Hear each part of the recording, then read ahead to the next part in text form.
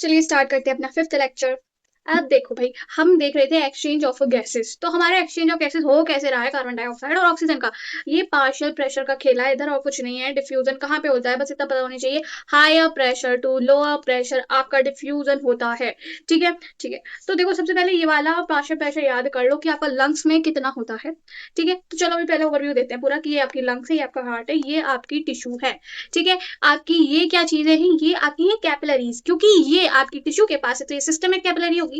हमने फर्स्ट वाले लेक्चर में आपको बताया था सिस्टमिक वर्ड हम इधर अपनी जूलॉजी में बात कर लेते हैं, किसके अकॉर्डिंग, किसके रेफरेंस में होती है, ये टिश्यू के रेफरेंस में होती है। एंड अगर हम पल्मोनरी के बारे में बात करते हैं, मतलब लंग्स के रेफरेंस में बारे में बात कर रहे हैं, और ये पल्मोनरी कैपिलरी है तो मतलब लंग्स के पास जो कैपिलरी है, वो कैपिलरी बनती किससे, आपकी वेन्स एंड आर्टरीज के छोटे छोटे मिक्सचर्स को, ये छोटे छोटे ये क्लस्टर बनाती है, जब जो मिल जाते हैं उसी को हम कैपिलरीज कहते हैं। ये तो पता है, बहुत बेसिक बात है। ठीक है, ठीक है जी। अब देखो, ये जो आपकी बनती है, ये आपकी बनती है सिस्टमिक वेन, ये आपकी हो जाती है सिस्टमिक आर्टरी। ठीक है, ये आपकी हो जाती है सिस्टमिक, सॉरी, ये हो जाती है आपकी पल्मोनरी आर्टरी, और ये हो जाती है आपकी पल्मोनरी वेन्स। ठीक है, ओवरव्यू पता चला कि क्या कौन सी चीज है। अगर ये देखो थोड़ा सा भी समझ में नहीं आ रहा है क्या चीज है, हम तो वैसे नेक्स्ट वाला चैप्टर है फ्लूइड वाला, उसमें सब कुछ पढ़ेंगे अच्छे से। फिर भी पता होना चाहिए ना, हमें समझ में तो होना चाहिए कहाँ क्या प्रेशर है और किसको क्या कह रहे हैं। ठीक है, ठीक है। अब देखो आगे, देखो इसमें हम बात कर रहे हैं आपकी लंग्स से।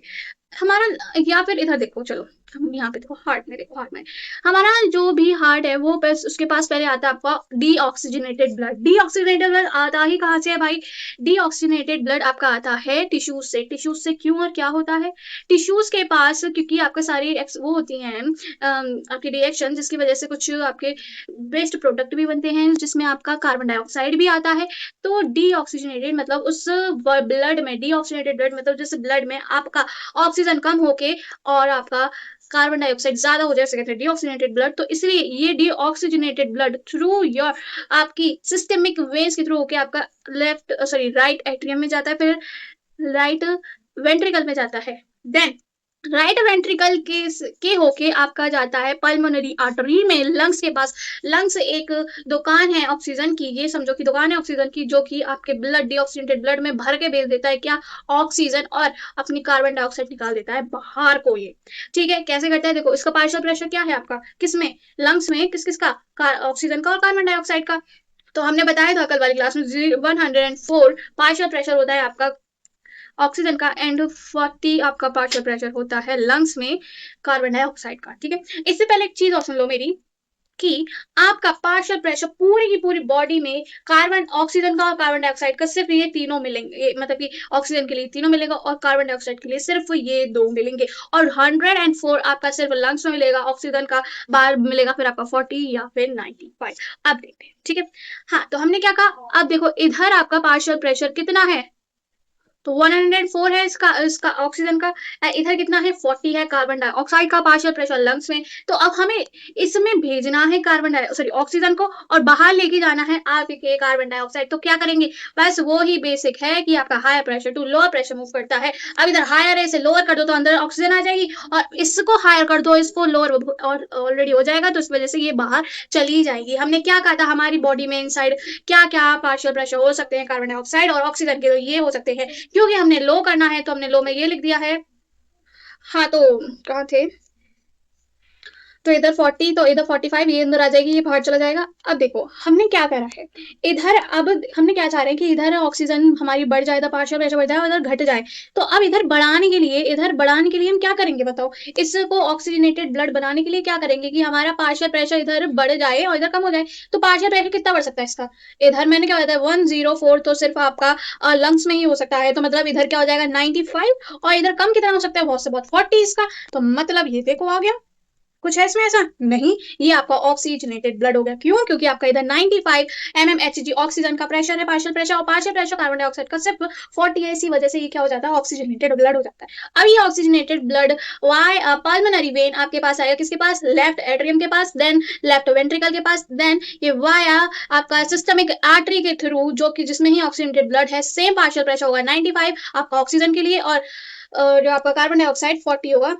ठीक है, अब देखो यहाँ पे इतना आ गए हम सिस्टमिक कैपिलरी के पास, इतना आपका प्रेशर हो गया। अब देखो हमें क्या करना है, कि अब हमें टिश्यू के पास आपकी ऑक्सीजन पहुंचानी है और कार्बन डाइऑक्साइड बाहर ले जानी है। क्या करेंगे भाई, सिंपल फंडा है। अगर आपको कोई चीज अंदर ले जानी है, मतलब हायर प्रेशर टू लोअर कर दो, इधर हाई तो इधर लो कर दो। लो कितना हो सकता है आपका कार्बन ऑक्सीजन का, 40 हो सकता है। एंड इधर आपका 45 है, आप लो टू हाई कर दीजिए, मतलब या फिर ये मानो आपको इतना पता है कि इधर 40 है, हमें लो टू हाई करना है जिससे कि ये बाहर चली जाए। तो मतलब अंदर हाई करना है, और हाई कितना हो सकता है, बस बहुत से 45 जी। तो इससे क्या पता चलता है कि ऑक्सीजन अंदर आ जाएगी और ये बाहर चला जाएगा।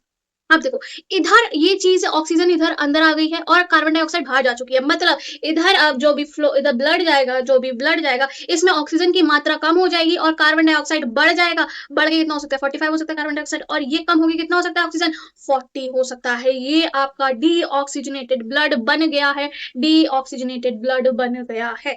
अब ये थ्रू आपके सिस्टमिक वेन के थ्रू आपका जाएगा, वही सिस्टम फिर से दोबारा शुरू हो जाएगा, जो कि आपका पार्शियल प्रेशर बस सबका इतना याद रखना है कहाँ कहाँ पे कैसा। देखो, बात अच्छी बात है, आपको ये सब प्रोसेस याद है, अच्छी बात है ना। हम हम जब नीट का एग्जाम देंगे, क्या आप ये सब पूरा बना के देखेंगे? नहीं ना, नहीं। आपको तुरंत क्लिक होना चाहिए माइंड में और याद रहना चाहिए। इसलिए मैं तो कहूंगी, देखो डायरेक्ट याद करो, कॉन्सेप्ट समझना अच्छी बात है, जिससे कि हमें याद जल्दी जल्दी, मतलब जल्दी भी होता है और देर तक याद रहता है, लॉन्ग टर्म तक याद रहता है हमें कॉन्सेप्ट समझने के बाद। But at the end of the day आपको ये पूरी टेबल अच्छे से याद होनी चाहिए। डायरेक्ट डेटाबेस क्वेश्चन है, अगर ऐसे भी क्वेश्चन गलत हो जाते हैं यार, बहुत दर्द होता है दिल में। ठीक है जी। अब देखो, एटमॉस्फेयर में एटमॉस्फेयर में ऑक्सीजन का पार्शियल प्रेशर आपका होता है 159, लंग्स में आपका होता है 104, देन डीऑक्सीनेट में 40, ऑक्सीनेट में 95 एंड टिश्यू में 40। ऐसे क्वेश्चन पूछ लिए जाएंगे कि बताइए आपका जो कि ऑक्सीजन का पार्शियल प्रेशर है कहाँ कहाँ पे सेम होता है बॉडी में। तो ये आपका डीऑक्सीनेटेड ब्लड में एंड टिश्यू में वहां पे सेम होता है। सेम कार्बन डाइऑक्साइड के लिए पहले सुनो कि एटमॉस्फेयर में 0.3 होता है, लंग्स में आपका 40 होता है, डीऑक्सीनेटेड में 45 होता है, ऑक्सीजनेटेड ब्लड में आपका 40 होता है एंड टिश्यू में आपका 45 होता है। तो मतलब मैंने पूछ लिया कि ऐसा कौन सा पार्शियल प्रेशर है जहाँ पे आपका सेम है कार्बन डाइऑक्साइड का। एक तो लंग्स में और आपका डीऑक्सीनेटेड में सेम है 40-40, एक डीऑक्सीनेटेड ब्लड एंड टिश्यू में 45-45 ब्लड सेम है। ये टेबल याद होनी चाहिए, टाइम का खेला होता है, ये पूरा दोबारा बना के सोच सोच के करने में टाइम जाएगा। ठीक है, ये याद होनी ही चाहिए। भाई अच्छी बात है, कॉन्सेप्ट आपके क्लियर होनी चाहिए, आपको पता होना ही चाहिए ये क्यों ऐसा हो रहा है। ठीक है, पर at the end of the day आपको ये टेबल याद होनी चाहिए दोबारा याद करने से। ठीक है, अब बात करते हैं ट्रांसपोर्ट ऑफ गैसेस की। ये जो हमारी ऑक्सीजन है और कार्बन डाइऑक्साइड है, वो ट्रांसपोर्ट कैसे हो रही है हमारी थ्रू आउट द बॉडी। तो हम सबसे पहले हम ट्रांसपोर्ट पढ़ते हैं किसका, ऑक्सीजन का। तो देखो, इसमें हम बात करते हैं, सबसे पहले समझो कि आपका जो ब्लड है उसमें बना होता है आपका प्लाज्मा से और फॉर्म्ड एलिमेंट से। प्लाज्मा आपका जो हम उसमें पढ़ेंगे, ये कितना परसेंट होता है उसकी हम बात नहीं करेंगे। फॉर्म्ड एलिमेंट में आपके बने हुए होते हैं ब्लड सेल्स और ब्लड प्लेटलेट। और जो आपका ब्लड सेल वो किस किस से बना होता है मिलके, उसका आरबीसी और डब्ल्यूबीसी। आरबीसी के बारे में बात कर रहे हैं हम यहाँ पे कि आरबीसी के पास हीमोग्लोबिन होता है, HB haemoglobin. Haemo plus globin, haem का मतलब होता है आपका आयरन से और ग्लोबिन का मतलब समझ आ रहा है मतलब प्रोटीन से। हीम मतलब होता है आपका आयरन, मतलब आयरन जो आपका प्रेजेंट है इधर है आपका +2 स्टेट में। लिख लो, कुछ गलत नहीं है। नॉन प्रोटीनिशियस है ऑब्वियसली, क्योंकि ये आयरन का बना हुआ होता है। आयरन होता है इस हीम ग्रुप के पास। ठीक है, ठीक है। और ग्लोबिन, ग्लोबिन से मतलब पता चल ही रहा है कि ये एक प्रोटीन की चेन है। कैसे कहते हैं, इसमें दो चेन हो तो दो चेनें होती है, मतलब पूरी 4 चेन होती हैं। दो होती है आपकी अल्फा चेन, दो होती है आपकी बीटा चेन ग्लोबिन के पास। हम अच्छे से पढ़ते हैं बायोमोलिक्यूल में, बस थोड़ा सा ओवरव्यू के लिए समझा रहे हैं इधर। देख लो अगर जिसको नहीं और समझ में आया। देखो कि आपका एक ये पूरा बीटा चेन है, ये इधर अल्फा चेन है। तो ये जो आपकी बीटा चेन है उसके ऊपर हीम ग्रुप लगा हुआ है, इधर भी haem group haem group haem group लगा हुआ है, जो कि इसमें होता है आपका आयरन, है ना। ठीक है, मतलब आपका जो एक हीमोग्लोबिन मॉलिक्यूल होगा उसके बाद 4 आपके क्या होंगे, ग्लोबिन की चेन्स होंगी, 4 ग्लोबिन की चेन होंगी एंड 4 हीम ग्रुप होंगे, 4 हीम ग्रुप होंगे। आगे आप बायोमोलिक्यूल वाले चैप्टर में बहुत डिटेल में पढ़ोगे, टेंशन ना हो लेनी। ठीक है जी, ठीक है। अब बात करते हैं कि हमारा ऑक्सीजन का ट्रांसपोर्ट हो किस फॉर्म में रहा है, कैसे हो रहा है। मेनली 2 फॉर्म में होते हैं, एक डिसॉल्व प्लाज्मा के फॉर्म में होता है ऑक्सीजन का ट्रांसपोर्ट, है ना। एंड दूसरा होता है bound state with haemoglobin, haemoglobin. अब देखिए, हीमोग्लोबिन के बारे में पढ़ा है, इसलिए पढ़ा है, कोई पूछे कि बीच में हीमोग्लोबिन का टप गया, इसलिए पढ़ा है। अब देखो, आपका जो कि प्लाज्मा के साथ जो आपकी ऑक्सीजन है वो डिसॉल्व होके ट्रांसपोर्ट होती है सिर्फ 3% होती है, जबकि आपका हीमोग्लोबिन के थ्रू आपका ऑक्सीजन ट्रांसफर होता है 97%। कितना ज्यादा है 97%। ठीक है, ठीक है। अब देखो कैसे होता है ये। आपका ऑक्सीजन हीमोग्लोबिन के साथ मिलके बना देता है oxy haemoglobin, oxy haemoglobin, oxy haemoglobin. ये एक रिवर्सिबल प्रोसेस है, ये बाद में जाके टूट भी जाता है, इसलिए ये साइन लगा हुआ है बेटा रिवर्सिबल प्रोसेस के लिए। ठीक है, और ये जो आपका ऑक्सीजन है बाइंड करता है हीमोग्लोबिन के साथ, हीमोग्लोबिन के साथ मतलब आपकी आयरन के साथ बाइंडिंग करता है, हीमोग्लोबिन के आयरन के साथ बाइंडिंग करता है। कौन? ऑक्सीजन। कहाँ पे? लंग्स की साइड, लंग्स की साइड। और इधर कह रहे हैं आपका एक हीमोग्लोबिन बहुत से बहुत आपका 4 ऑक्सीजन के मॉलिक्यूल को उठा के लेके जा सकता है अपनी पिड्डी पे, पीठ पे मतलब, है ना। तो देखो अब आगे बढ़ते हुए एनसीईआरटी का कुछ डाटा है, वो आपको एज इट इज याद होना चाहिए, क्या क्यों वाली बात नहीं आनी चाहिए, थोड़ा समझ लेंगे क्या क्यों किस लिए। ठीक है, देखो every 100 ml of blood has 15 grams of haemoglobin. देखो 15 ग्राम नहीं होता है, हमने अपनी कैलकुलेशन बनाने के लिए हमने कह देते हैं कि अच्छी कैलकुलेशन आ जाए इजी बनाने के लिए, इतना होता तो इतना है, 12 to 16 ग्राम इतना ग्राम हीमोग्लोबिन होता है। ठीक है, अपनी कैलकुलेशन को इजी करने के लिए हम इतना ले लेते हैं। ठीक है, मतलब इसको अभी के लिए भूल जाओ कि मैं क्या कह रही हूँ। मेरे जो 100 ग्राम, अरे यार मेरी माता जी पीछे मिक्सी में कुछ पीस रही है, इसकी आवाज आई थी मुझे भी, चलो छोड़ो। तो आपका जो 100 ml ब्लड है उसमें 15 ग्राम वो आपका क्या होता है, हीमोग्लोबिन होता है। टेस्ट करवाते हैं ना हीमोग्लोबिन का, किसी का 8 आ गया तो भाई आप में हीमोग्लोबिन की कमी है। मैंने एक अपनी फ्रेंड थी मेरे पहले क्लासमेट थी, तो उसका इतना था, वो काफी बिल्कुल उसका येलो हो गया था, उसका बॉडी बिल्कुल येलो व्हाइट सी, तो वो भी चीज अच्छी नहीं होती है। ठीक है, क्या टॉपिक पे वापस बढ़ते हुए, 1 ग्राम ऑफ, अब सुनो ये आपके एनसीईआरटी में नहीं दे रखा पर सुनो लो। ठीक है, 1 ग्राम ऑफ आपका कितना हीमोग्लोबिन कैरी करता है 1.34 ml ऑफ ऑक्सीजन। आपके पास 1 ग्राम हीमोग्लोबिन है, उसमें कितना ऑक्सीजन आता है, उसमें इतना आता है। अरे यार हमने क्या पढ़ा था, एवोगाड्रो 1 मोल। कोई कहेगा भाई इसमें केमिस्ट्री मत लगाइए, मेरा वैसे ही समझ नहीं आता है, तो इसकी वैल्यू उतनी होती है ना, 1 मोल की वैल्यू उतनी होती है। छोड़ो, खैर छोड़ो छोड़ो, बस इतना समझो कि 1 ग्राम हीमोग्लोबिन जो भी होता है आपकी बहुत से बहुत कितनी ऑक्सीजन कैरी करता है, अपनी पीठ पे बिठा के इतनी ऑक्सीजन को लेके आता है, अपनी से ज्यादा ऑक्सीजन को उठा के ले आता है। देख रहे हो कितना दम है उस बंदे में, हाँ जी यस। अब देखो ये तो आपके एनसीईआरटी में है नहीं, बट क्योंकि हमने इधर कैलकुलेशन करी है कि बताने के लिए 90 ml कैसे, तो बताते हैं कैसे।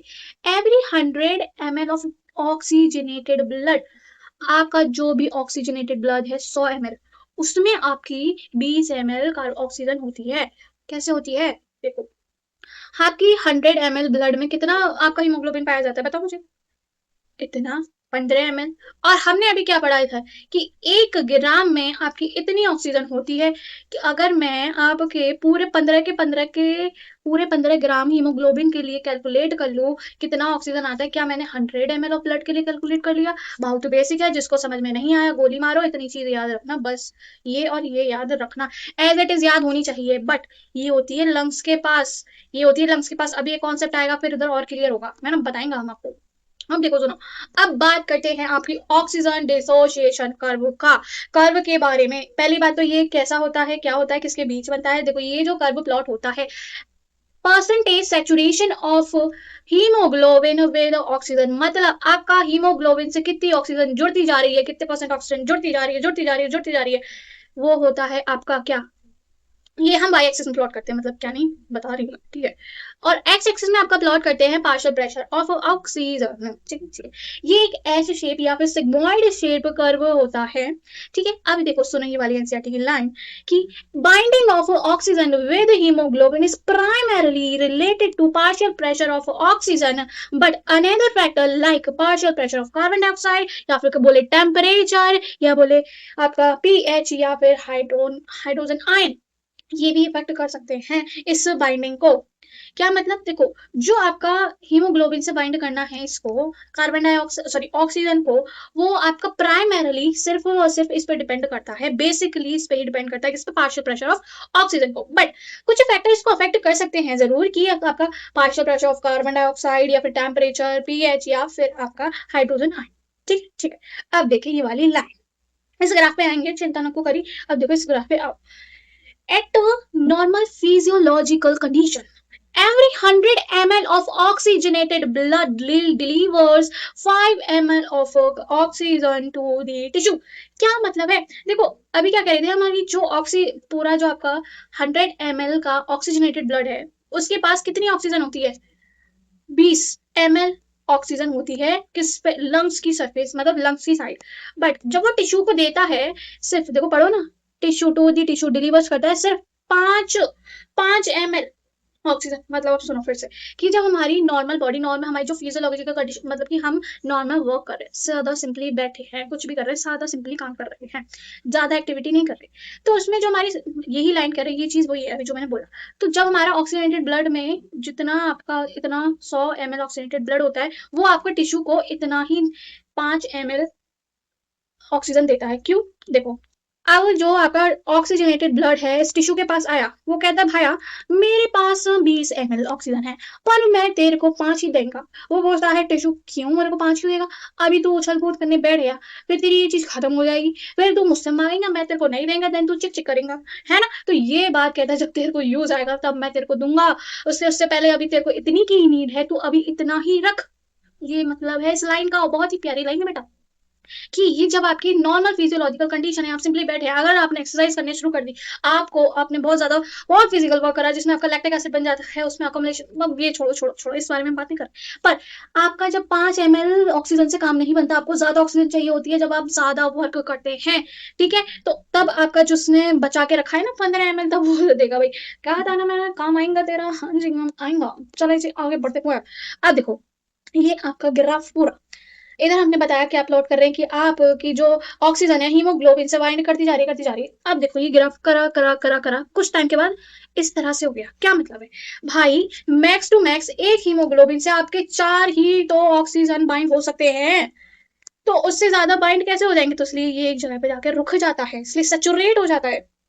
तो देखो इधर पढ़ो कि आपका 100% सैचुरेशन आ गया लंग्स की साइड, हालांकि 100% नहीं होता, 97 टू 98% सैचुरेशन होता है, ठीक है कोई बात नहीं। ग्राफ प्लॉट कर रहे हैं तो उसमें क्या दे रहे हैं कि आपका 100% सैचुरेशन हो गया लंग्स की साइड। तो वहां पे हमने क्या पढ़ा था ऊपर कि 100 ml ऑफ ऑक्सीजनेटेड ब्लड के पास कितनी ऑक्सीजन आ जाती है? आपकी 20 ml ऑक्सीजन आ जाती है, पर वो लंग्स की साइड है बेटा। हाँ, अब देखो इस ग्राफ का नाम ही क्या है, इस कर्व का नाम ही क्या है? Oxygen dissociation curve. अब भाई जुदा होने का टाइम आ चुका है आपके ऑक्सीजन को हीमोग्लोबिन से, क्योंकि बॉडी को नीड है, तब वो डिसोसिएशन हुआ ऑक्सीजन का, किससे? अरे यार से हीमोग्लोबिन से, तब वो सिर्फ कितना डिसोसिएशन होता है? वो होता है सिर्फ 25%, मतलब एक ऑक्सीजन उसने निकाल लिया। ओवरऑल हम बात करें ना, 4 के टर्म में बात कर रहे हैं, तो उसने एक ऑक्सीजन निकाल दिया, क्योंकि हमारी बॉडी को जरूरत थी, ऐसा थोड़ी होता है एक दे दिया।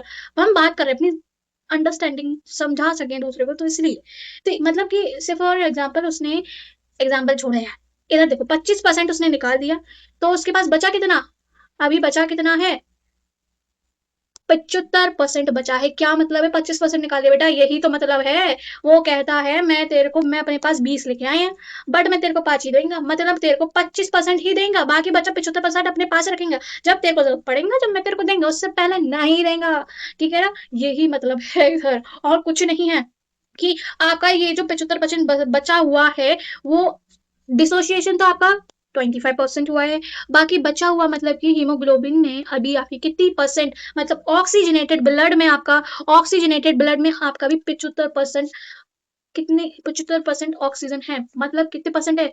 15 है। देखो इधर देखो क्या मतलब, देखो हमारा जो सैचुरेशन हो जाता है मैक्सिमम मैक्स टू मैक्स इतने का होता है कि इतनी ml आ जाती है, 20 ml ऑक्सीजन आपकी 100 ml ऑफ ऑक्सीजनेटेड ब्लड में आ जाती है, ठीक है ठीक है। अब जब टिश्यू के पास डिसोसिएशन होने जाना होता है, क्योंकि उसे हमें ब्लड टिश्यू में चाहिए ऑक्सीजन को, तो वो क्या करती है, सिर्फ 5% देती, सॉरी 5% कह रही, सिर्फ 25% देती है, मतलब 5 ml ऑक्सीजन देती है। देखो इधर 5% 25% निकालोगे तो 5 ml ही आ रहा है, बाकी बचा अपने पास रख लेती है 75% अभी के लिए। बस इतना ही है आज के लिए। Thank you.